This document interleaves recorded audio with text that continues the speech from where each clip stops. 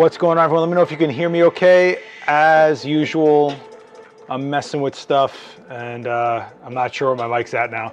So let me know if you can hear me okay, and we'll get started in a second. Probably be a small chat room, I'm sure. I did this kind of last minute. But let me know if you can hear me okay, and let me know where you're from. Let me know what's up. Let me know you're okay.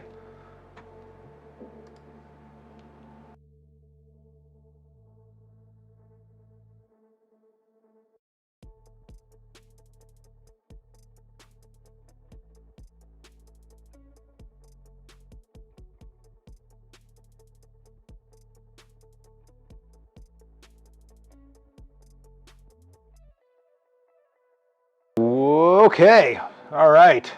What's going on, everyone? What's up? Crash landing here. Jeremiah, thank you so much for the super chat donation. I really appreciate that. Thank you very much. Thank you. What's up, Adam Calver?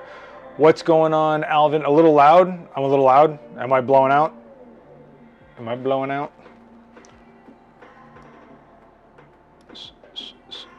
All right. Jacob, what's going on? Dan Browning, how are you? Dan, I think I gave you a shout out on Rewind a couple weeks ago. Very edge of clipping. Okay, that's good to know. All right, we shouldn't be at the edge of clipping now. How's that? It should be like almost significantly lower. It's weird because on Twitch, I never have that problem with this setting, and then if I go on YouTube, it's like, blah! So I wonder what that's about. Ow, I just hit my knee. Oh. Well, I hope everybody's okay. I haven't gone live on this channel in forever, like forever. Soft? Oh, Jesus, man. I can't win. You can't win, Rocky. All right, we'll try that. So, I haven't gone live on this channel in quite a long time. I've been focusing on trying to get edited content up, shorter videos, because people tend to click on those more. My channel is like dying, dude. So thank you all for everybody joining me here today. I was asked to do the Sony 70-200 f2.8 video it was pretty close to the wire, so we had to move fast, and because of that, you end up getting kind of like a really fast put together video, right? That being said, I don't think it was a bad video. I'm just saying that there was a lot of shots that didn't get put in there because I didn't even get a chance to I didn't even see the video before it went out. So I felt there was like a ton of shots that you guys may not have seen. And I think if you're going to look at a lens to purchase it, and I mean, this is the lens right here. We're talking about this $3,000, Trinity lens right there. That's a major investment for people. This is also a lens people have been waiting for, right? If you are in the Sony system, you've probably had the original 7200, and there's been some mixed reviews on that one, right? Some people report that the lenses are inconsistent depending on which one you got where in the run of the production. There's some people that just don't feel like it was sharp all the way through and all sorts of stuff like that. I think they addressed all of it. I think that Sony was like, all right, well, we're putting out a new version of this lens and we're going to do it right. And they gave you some more bells and whistles. They gave you a couple things. One, let me go back to the screen over here. One thing they gave you was an aperture ring over here. They also gave you a mode 3 for the stabilization, and they gave you a DMF switch, which I actually went over in the video itself. There is plenty of 7200 review videos out there, but I think it's important for you guys to make up your own decisions about what you want.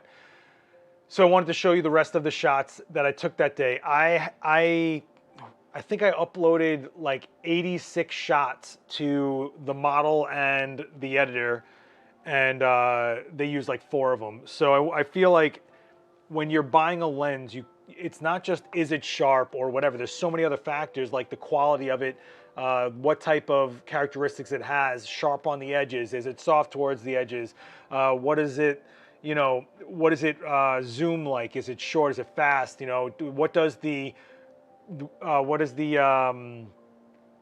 warmth of the lens, right? The color space of the glass, I should say color space. I'm a little tired, guys, I'm sorry. What's iris lock? So iris lock, I believe, is so that you can't move the aperture ring by accident.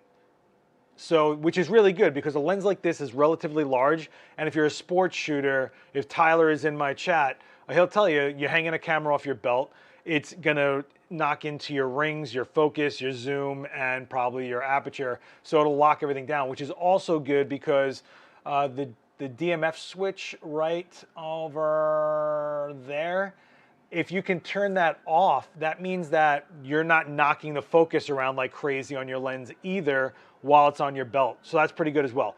They thought about this lens, they really did, and I think that there's a welcome new addition to a lot of you G Master kids. Let me know who in this chat is a Sony shooter. Did you buy the original 7200? Do you like it? If you don't, what don't you like about it? Are you looking forward to this new one? Are you gonna pick up the new one? Let me know what you're thinking about this one. But if you guys are ready, I'm ready to jump right into the other images from that video shoot that you didn't get a chance to see, which I think is pretty important, honestly. I think you want to see not just like 5 examples, but like multiples, right? On top of that, I think it's important that you guys are able to make up your own decision based on your eye as a creative, you know? You tape over switches, anything I don't want to move. Yeah, a lot of pros do that. A lot of people tape down back screens now. So there's that. Oh my God. Oh, this green tea I got is so good. It's so good. All right, do you guys want to get right into the shots, or is there anything you want me to address before that? I'm a Sony shooter. I have the original 7200 and I love it. I haven't decided about buying this one as a replacement. I'll have to wait a while. Well, if you don't have any issues with your current one, then there's really no reason for you to even look into buying the new one, right? You're not really gaining too much performance aside from like one extra stabilization mode, which is what I left it in on these shots. So these shots, you're gonna notice the shutter speeds are like 320 and then slower. And I did that because I wanted to see how the stabilization works around the 200mm mark, because you kind of want to match your millimeter with your shutter speed. So like 200th of a second, or if you're really unsure, double it to 400th of a second. And that's just for camera shake, right? But now that we have all these stabilizations optically and in the body, it's kind of a thing of the past a little bit. The weight in the hand was not bad. I gotta say, the camera, where was it? I shot it with this A1, and the weight for that size of a lens was really nothing. It wasn't there, and the focusing was really pretty fast. It does have 2 motors in it, and what I really was impressed with was the focus breathing. There was basically no focus breathing, which is great if you're using it for video functionality. Seeing you hold it from the lens, I didn't see much strain on your arm, so it wasn't bad at all. I mean, I don't, you know, I don't really find a lot of things too heavy to shoot with in general. I mean, right here is a nice heavy beast right there. That's a nice Fuji GFX 100 right there. So, wait a second. Did I touch the screen again when I set this up? Hang on a second. Let me just make sure I didn't touch the screen. Yep, I touched the screen. I'm a jerk. Hang on, guys. Oh, it's not even in the mode. I'm an idiot.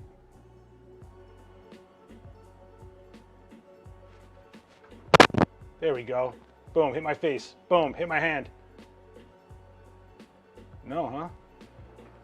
I totally screwed up the autofocus on this camera like an idiot. Nah? Oh, okay. All right. I don't know what happened there. So the GFX 100 is a really heavy beast of a camera. Like, this is a lot of kit in your hand. That 70-200 really wasn't bad at all. And a lot of the mirrorless glass is super light. So, oh, I bought a new thing, by the way. I bought this. And that's the reason my camera is all out of whack, is because I bought this like clamp with an arm for my camera instead of having a Gorilla Pod like I've been doing. Oh man, I use Sony gear, bought the 100 to 400 GM teleconverter. Very happy with the lens. I don't think I would have purchased 7200. Okay, you were reviewing Sony stuff for Adorama. I review everything, and I mean I don't really review. I just do hands-on overviews. Look, if you go on Adorama TV, you'll find me with actually name a brand, and I did it. In fact, the last time I think I did a Sony video was the Sigma 105 macro on an A7R4. Yeah. So, and oh no, actually I did something for the ZV-1 also. So, and now I have a create no matter what challenge for Fuji going on. Just a real quick shout out, then we'll go right into, I promise, we will go right into the shots. Adorama.com/create no matter what. Just so you guys know, we got this going on right now. So you can actually win a GFX, I'm sorry, an X100V, if a ProPhoto A10 memory card, a SSD drive, and the teleconverter. So do yourselves a favor and go take some character portraits. I don't care what you shoot with, just go give it a shot, all right, guys? That's, I mean, you have a chance to win $3,000 in Fuji gear, and this is one of the best cameras ever made right here, the X100V. Okay, sorry about that. I feel like I'm digressing. But yeah, I mean, I am not tied to a brand. I know everyone just sees me as like a Nikon guy because out of everything I've ever used, Nikon's been consistently in my kit, but I have everything. So, and that's not a flex. It's just you use the gear you want to use, you know? And I think that's kind of the best thing is we have all these toys. Nothing is the best camera on earth. It's just what's working for you, okay? Do you guys want to get into the images itself? Let me know right now. We'll jump right into it. And let me know if the stream's okay, because I'm getting all these warning signs from YouTube that it's like, you're looking crazy. But yeah, these videos get edited so quick, and sometimes you shoot all these shots, and obviously you can't put all the shots you took that day into one video that they're trying to keep nice and tight to get people to click on it. So there's that. Wow, this chat just went dead, huh? I mean, if you think about it, this is a Sony Alpha 1, right? This is a Nikon Z7 II right there. And then this is a GFX 100S. So yeah, I'm pretty well stacked here. And who knows, I might have to add another Nikon to the list.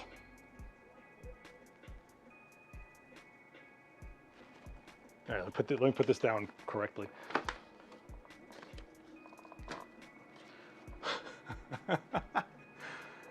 I feel guilty having all these top tier cameras, to be honest with you, when there's such a stock shortage on everything.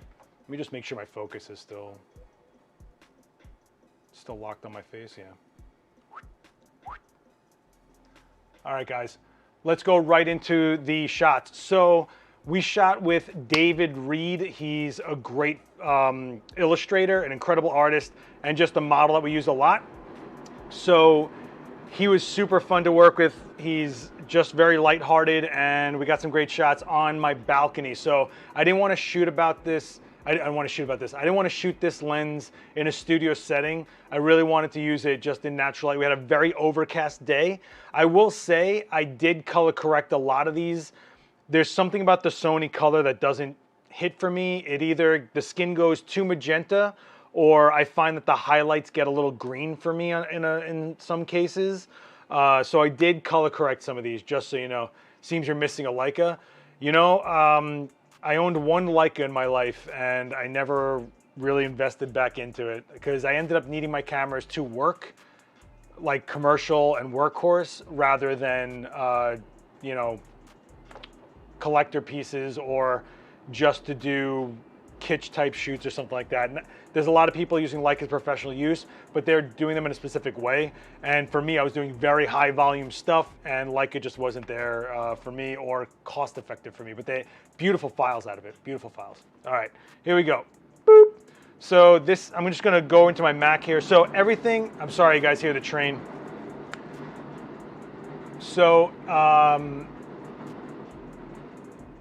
Every shot, virtually, I think, if not every single shot, is 2.8, just so you see the out of focus bokeh. But I did have to do some color grade. I can show you, like, there's the before and there's the after, and you can see how it's got like this like yellow green tone to everything. Like, you can see it on his shirt really quickly. So I just corrected subtly, nothing major. There is no retouching here. There is no cloning, healing, anything like that, okay? So you can see how that out of focus area looks. We're at 200 millimeters here, ISO 50, and I'm using a strobe. You can actually see there's a strobe in his eye right here. You can actually see the screen printing on his contact lens there.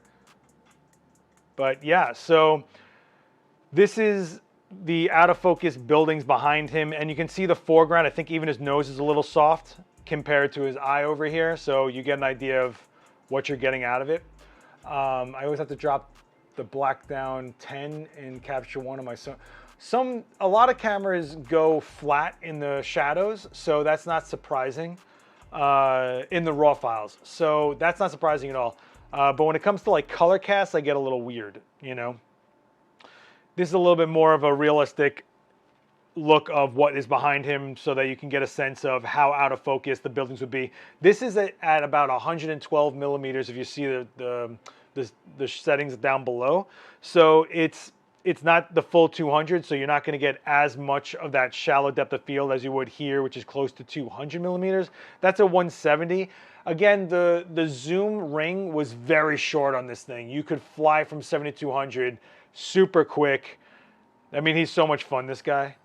But this is all the beginning of the day right here. This is nothing. Actually, was this even sharp on his eye? It has chin autofocus, guys. Look at that chin autofocus. And the eye's a little soft, but it's okay.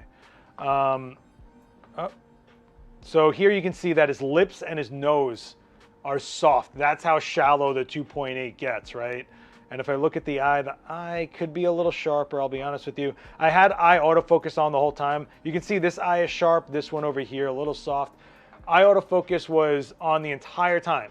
I was like, hey man, Sony people flex on this autofocus system, let's give it a shot. But you're looking at, you know, what the fall off on the focus point is. He's so funny. It's like, what? But you can see how out of focus his hands are, right? How nice and soft his hands are. But then how sharp the shirt gets. You can see every stitch in the shirt, you know? Are you guys with me? Is this going too fast? Is there anything you want me to, like, touch on here? Chin photo focus need.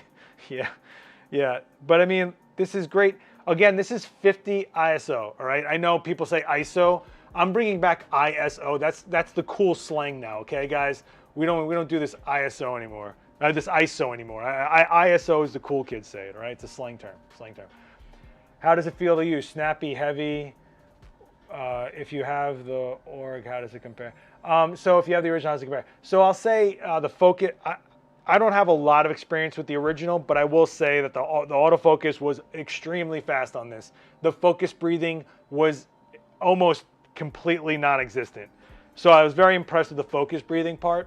I will say that I was really impressed with the stabilization. I kept on dropping the shutter speed just a little bit as I went along, just to see what would start showing up as a shake with a 200 zoom, you know, and I wasn't seeing it too much. This is all with strobe though, and strobe tends to freeze things a little bit, you know. I mean, that's kind of what the strobe does, but he's such a strapping lad. Look at this guy. But you can see like where your focus is out on the shoulder.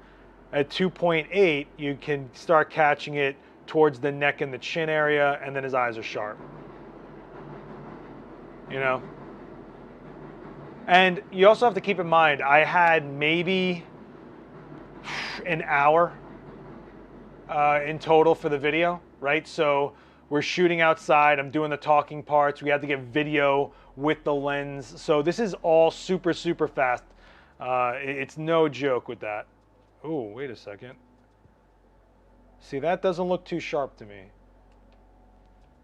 It's a little bit of the blur going on. A little bit of the blur. But that's okay. But again, I did color correct. Like you see, this is what was out of camera, and this is how I color corrected it. So, yeah. Any questions, guys, or anything I can help you with? Is there anything you want me to see if I shot that I could show you? I mean, this was the original color, and then look at the skin tone after I corrected. You know, it's a big difference. Again, this is a pre-production unit, so who knows what's up, but I mean, it was basically color correction that I was really focused on for any post-processing. But I mean, look at that. That's clean, clean, clean, clean. His ear goes soft. His eye is bananas. Did you have a teleconverter to try with it? I did not, unfortunately. We should have. You're absolutely, Michael. We should have had a teleconverter. Again, this was so fast. It was ridiculous. I actually had to go to Adorama Rentals just to get a memory card for the Alpha 1 because I have no CF Express A. I only have SD and CF Express B, but we wanted to get the most performance we could, so we wanted to get some CF Express type A. So here, you can actually see in the eyes, this is the far eye, has a little bit of a shake and a blur to it, and the close eye is pretty sharp. I mean, we're zoomed in far, but you know. Back at the beginning, you had buildings of background. Can you check them out? Back in the beginning, you had buildings in the background. What about here or here? Something like this, you mean? I add medium contrast using curve and Lightroom to most of my Sony images. So here's the thing, and look, I'm gonna say this really clear. I am not bashing Sony here, but I don't color correct as much on any other system. Fuji colors are gorgeous. They're not the most accurate, but they're gorgeous. Nikon, I find to be pretty accurate and what I need it to be, especially since I shoot commercial makeup so much. Canon, I find the reds get really intensified on it, but I also have an issue with Canon having detail in the highlights sometimes, and it bothers me a little bit. But that's neither here nor there when I'm shooting studio. Whoop, wrong thing. There we go. So here, you want me to zoom in on the building? Like that. So this is the building behind him. You know, I really don't want to spend any post-editing time. The most I want to do is cull the images. And when I do that, actually, let's skip ahead really quick. When I do that, oh, this is important actually. So this is 200 millimeters, 135. This is 92 millimeters, and then this is 70. So technically, this is the entire range of the lens. So you can see, so you guys can see what it looks like as you focus. I like how it looks, not a bunch of balls, but they show texture. Well, it wouldn't be like bokeh balls, like when you see what's behind me turn into balls, that's because those are literally points of light turning into that, right? The closer I get, the more it gets intensified, right? And then, Sony cameras are measured accurate, which doesn't actually look pleasing to most people. I forget which picture profile gets them closer to Nikon. Well, it's not that. I mean, honestly, look, people can tell you what's accurate and what's not, but if you, look, there's like a yellow, warm green tone to it that wasn't really there in front of my face. So I took care of it. Now, maybe if I shot a chipboard or a gray card or a passport color checker and I calibrate it to that, maybe it is completely accurate. But for this shot, for these shots, I didn't have that with me. And I just relied on the camera to get me what I needed as far as a balance point, you know? every camera has its color science. I don't think I've ever come across a camera that's 100% accurate to true life. But you're gonna go with what the sensor gives you. Like the fact, like Leica itself, gorgeous color, incredible processing.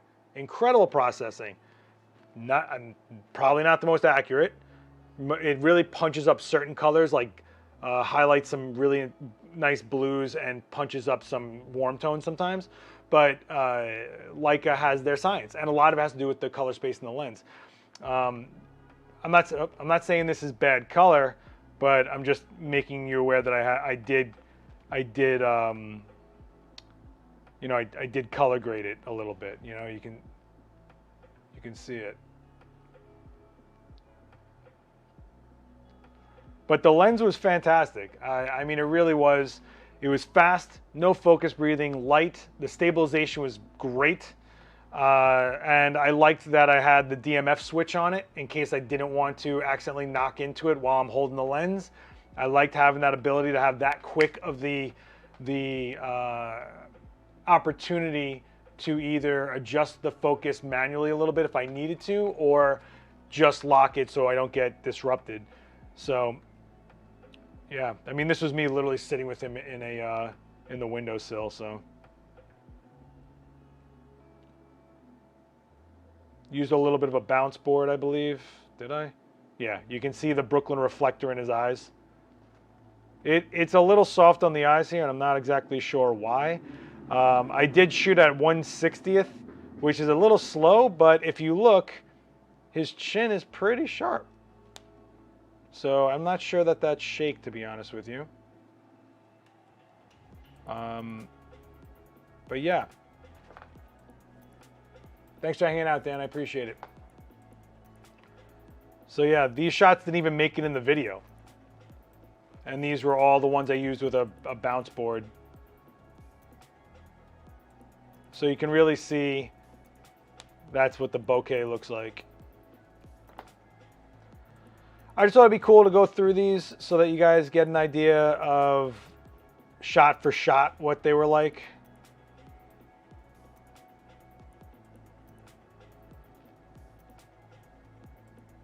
How many total versus sent in? How many did I shoot overall? A few hundred. And it's mainly because with this A1 or any modern camera, you touch the button and you're doing like 3 shots at a time now. And you're kind of like, what am I doing this for? So yeah, working really, really fast.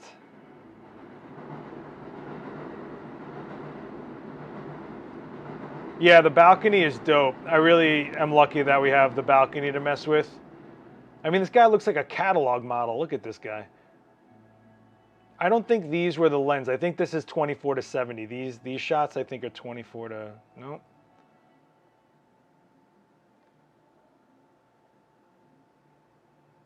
So this was flash white balance, and then I put it on automatic white balance instead.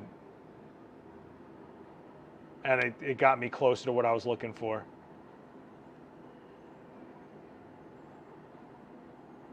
You know. But yeah, so I just wanted to go through some of these shots. Dave Reed is an awesome model, and he's a good guy. Really talented artist. You can check him out at Drug Free Dave on Instagram. Looks like a linebacker. Yeah, he's definitely he definitely has like a great look to him, and he can go from like just this really suave like smiley guy to just like angry and intense pretty easily, because he has a very tight eye line, but then he also has these like really jovial like look, it's like he's got a really jubilant emotion to him when he moves his face. I guess I should say his mannerisms are jubilant. But I mean, there's like look at this catalog guy right here, just pure catalog. So I just wanted to go through that really quick. I wasn't sure what else to do here, but I haven't gone live on the channel in a while, and I figured why not hang out with you guys for a minute. I don't know if this was helpful at all. I don't know if this was a waste of time at all. You're welcome to yell at me and hate me all you want. But I'm trying to keep this channel somewhat alive. I may be failing at it to some degree, but I'm trying. Yeah, he has a lot of character, and he's super talented. This guy draws like Disney-style illustrations, and they're wonderful. They really are. Really, really cool guy. Really great model. He's like, I see you, man. I see you, man. Makes you want to buy clothes, right? Yeah, he's a catalog guy. I'll be honest with you, any lens that's coming out right now, it is hard to make a case for it to not be amazing. It's really incredible what we have to work with. It's great. Look at this guy's range. Look at the range on this guy. So that strobe on the left, bounce on the right. I mean, I tried to make the strobe look like the sun a little bit, but I don't think it really does. So.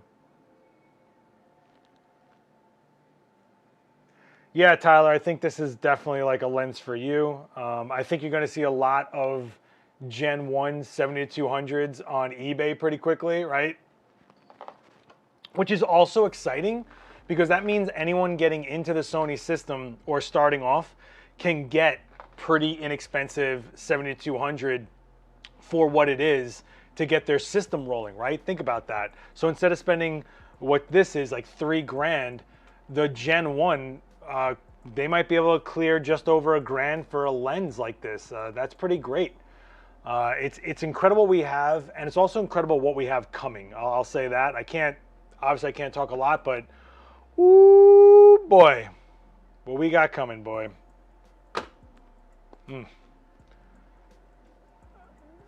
There really isn't bad gear out there. There really isn't. There's just people talking garbage about gear for no reason. As tech increases, glass grinding, layout, manufacturing, programming gets better.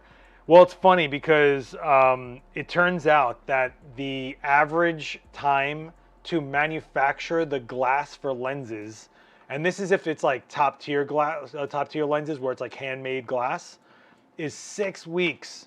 6 weeks. That means while they're operating with less staff, short materials, not every day. When they come back to the factory to kick it back up, it's 6 weeks just to get glass out the door, let alone the rest of the housings and stuff. Sigma coming for Fuji. That I haven't heard anything about. I can honestly say I haven't heard anything about that, Vic. Sorry, buddy. But there are some... October is shaping up to be a banger of a month. Nikon just put out their 18-180 for their crop sensor. There's got to be more lenses coming. You don't think a Gen 1 will be that low? Well, I think of a Gen 1 that is a certain age. Yeah, I think there depends on condition, right? Have you ever? Okay, Zach, but have you ever had? Oh, you have the f4 version.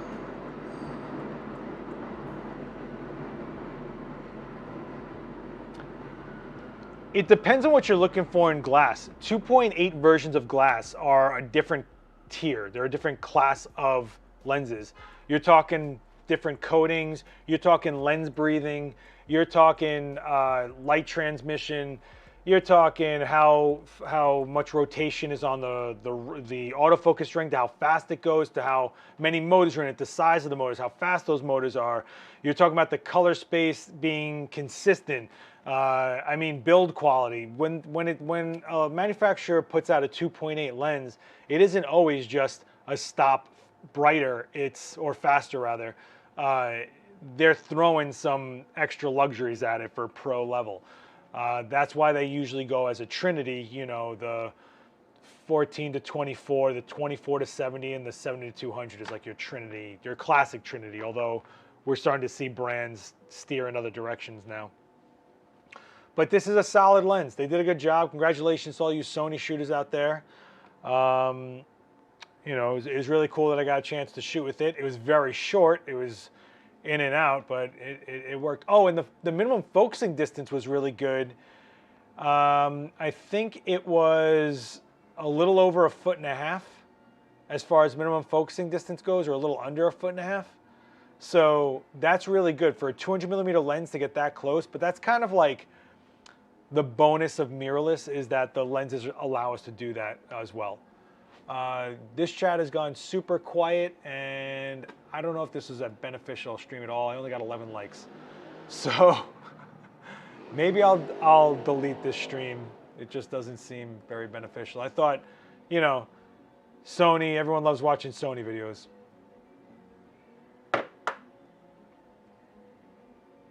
You know, 2.8 is usually as wide as you get for a zoom. You know, the 1.8 to the 1.2s are prime lenses usually, right? So now we see everybody has 50 millimeter 1.2s out there. Everyone is pushing 1.8 lenses, which, so stick with me on this.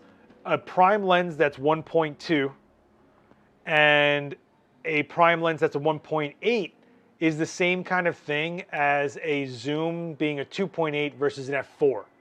It's like that kind of same tier, you know? And Jeremiah, thank you so much for your donation. I really appreciate that. Appreciate it, Alvin. I was gonna do this stream for the Nikon 105 lens, but I feel like I put a ton of what do you call it? Shots in that video. Here's the video for the 7200 when I shot with it. You can actually see the shoot right there in that video. Give that a like, drop a comment on that. I'd appreciate it. Let's Adorama know you're watching my videos, and that's greatly appreciated. Did you watch Squid Game? I did watch Squid Game. It was pretty good. I enjoyed it. Oh, I guess I should promote this. October 27th, I'm doing a hands-on workshop for Halloween for Adorama. It's going to be bananas. I've got sets being built and all sorts of stuff. Special effects characters galore. 6,500 square feet. It is bananas. So keep watching Adorama's Eventbrite. Don't forget to go to Adorama.com/create no matter what. You could win a $3,000 prize package of Fujifilm. Do I know when it ships? I don't. Usually, when they do stuff like this, they ship within a month of the launch. So if I would say mid-November, they'll be shipping probably. The pre-orders really dictate stock a lot of the time, so that once they situate that, they fulfill stock, then they ship. So you're probably waiting on a month on that one, I'd guess. Especially with the current state of the world. Just saying.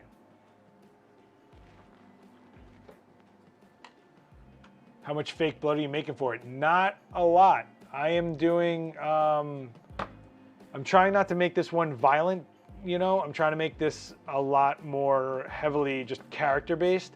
That being said, there is one makeup that is heavy on the blood. I'm super excited. It's gonna be a lot of fun. Are you gonna do a video on the new pair of B10X pair? Well, did you see my B10X video? Did you see my B10X video? Are you speaking out of turn, son? Let me see if I can find it.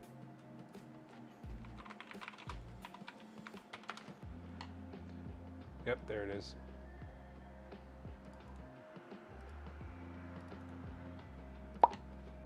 There you go. There's my video on with my crazy, sweaty, fro-y hair on that one. I mean, look at this mess. But I got to shoot them. I got to shoot them. I love the B10. I really love that light. It's just so good.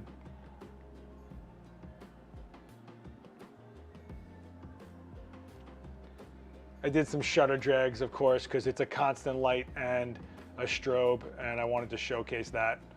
So I did a bunch of these kind of shots, which are always fun, you know, and it's bicolor, so that was a lot of fun, you know. What did I shoot this with? Did I shoot this with the Fuji or the Nikon? I probably shot this with the Nikon. Yeah, that's the Nikon. So yeah, you can check out that video. I also have a Fuji 33mm video out there. I have a bunch of Adorama rewinds out there. The lag is like 15 seconds between when you post the link and talk about it. Oh, that's because I'm pushing 4K. Are you guys getting 4K resolution on your end for this stream? Because I'm pushing it out, but it's not giving you the 4K, is it?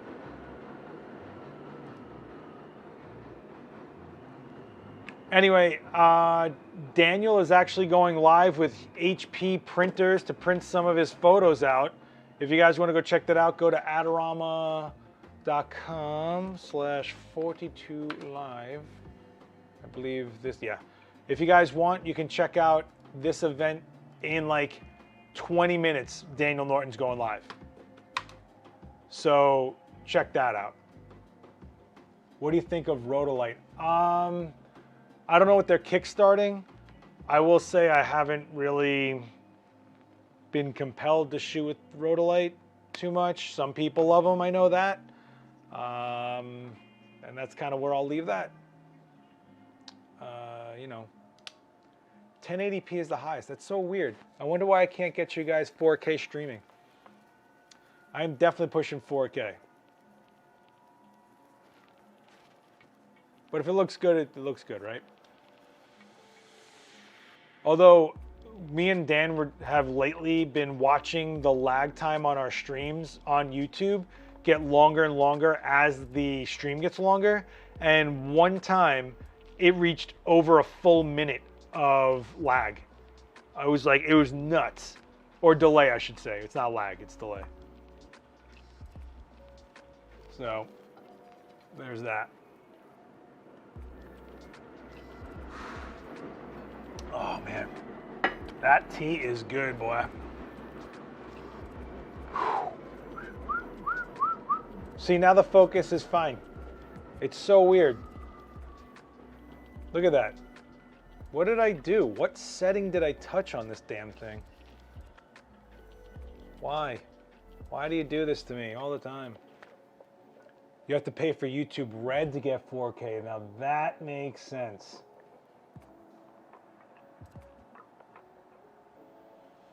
Yeah, I get not wanting to pay for YouTube. You already have to sit through like ads in the middle of things. I get it. I totally get it.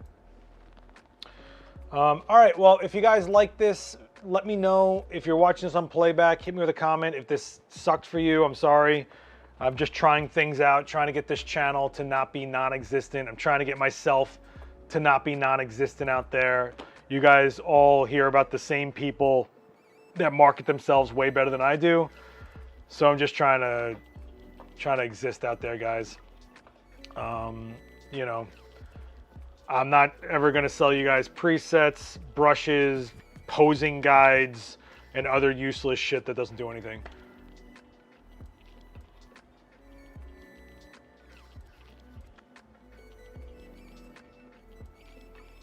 All right. Well, guys, I guess that's it. Or people, I should say. I don't know if this was beneficial to anybody. I don't know if this was a good stream at all, but I figured, you know, give it a shot. I pay for it to kill the ads, and I don't have 4K as an option, so I might require creator to have it. Huh. Your video on the C-stand was valuable. You know, that's so funny. Out of every video I have ever done ever, the C-stand video is the one that people hit me up about the most. And it's funny because I did that legit out of boredom that day, and I did it in response to an influencer who put a video out that was just 100% unsafe and wrong practices for a C-stand. And it's just amazing to me that something I use every day, I never thought about putting out a video for it. So best video was that EU photo shoot with the Pro Photo A1s, which I mean, I shoot with the A1s a lot, so I'm not sure which video that was, but I appreciate you checking out my video, Michael Jennings. And I appreciate all you guys checking out my videos. I appreciate you staying with me on this channel. Hopefully I can branch out to some things and do more stuff and get you more videos. I have more live demo archives coming out. I have another ghosting video, stuff with Fuji Instax. I have more, there's so many. I have so many. Hey, what's up, Devin? So there was a lot of there's a lot of past demos that I got a hold of that I'm gonna put back out. She had latex boots. Latex boots. Oh, yeah, that one went pretty far on views because she was a fetish model, but I didn't really like the shots, to be honest with you. Thanks, Jeremiah. All right, guys, I'm going to call it there, I guess. There's really not much else. I mean, this is the lens, and I had a really great time shooting with it, and I think it's a great piece. A lot of great things coming this month. October is full of amazing stuff. Check out Dan live in a few, when is he going live? In like 15 minutes. My man is going live with Hewlett Packard to show you guys printing some of his photos. So yeah, I get it. I need to do more basics. Yeah, I gotta get back to the Friday nights. I know, guys, I can't tell you how stretched thin I am. It's like, it's so tough. I'm so grateful I get to do all this stuff, but it is so tough. The Amsterdam shoot, yes. The Amsterdam shoot, yes. That was the fetish girl shoot, yeah. She was awesome. Nareda was incredible, absolutely incredible. Hopefully I can check out my 5 myths about speed lights on this channel, please. There's plenty of other videos, my character lighting demo. I have a bunch of other demos on here. Please check them out. I really appreciate it. Give them a like, drop a comment, share them around. If you want to help this channel out at all, that's the best thing you do, is share the videos around, drop a comment, drop a like, watch the videos. That's the best thing you can do. It's free, and I greatly appreciate it. But for now, guys, I'm going to call it. Thank you for hanging out. Hope this is beneficial. Take care of yourselves out there, and yeah, go check out Dan later. And oh, don't forget the Create No Matter What challenge. Win a Fuji prize package. Do it, kids. Do it. You got nothing to lose and everything to gain. The world is yours. You miss 100% of the shots you don't take. If you don't try to win, you always fail. Right? Or something. I don't know. I'm not a good speaker at that. Okay. Take care, guys. Be good to each other. Later.